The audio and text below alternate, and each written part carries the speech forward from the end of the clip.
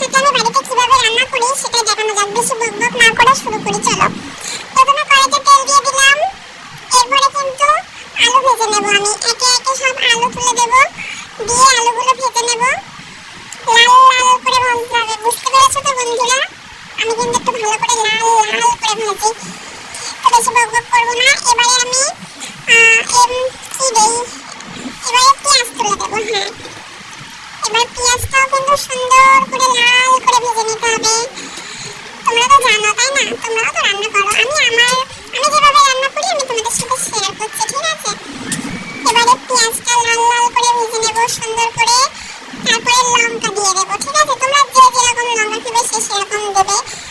তারপরে রসুন দিয়ে দেবো, দিয়ে তারপরে ভালো করে একটু কষে নেব, নিয়ে মাংস তুলে দেবো। তারপরে নুন হলুদ দিয়ে ভালো করে একটু কষিয়ে নেব। তারপরে না আদা দিয়ে দেবো, দিয়ে ভালো করে একটু কষিয়ে নেব, নিয়ে তারপরে লাস্টে ঝালের গুঁড়ো আর জিরের গুঁড়োটা দিয়ে ভালো করে একটু কষিয়ে নিয়ে জল দিয়ে দেবো। যেই তেলটা ছেড়ে দেবে তখন জল দেবে। তারপরে একটু চালটা ধুয়ে নিলাম, ভাতটাও রান্না করে নিলাম পাশে। তারপরে তরকারিটা নামিয়ে নিলাম, নিয়ে নামানোর পরে তারপরে আমি মিট মশলা দিয়ে একটু নাড়াচাড়া করে দিলাম। বন্ধুরা তোমরা একটু প্লিজ বলো কেমন হয়েছে।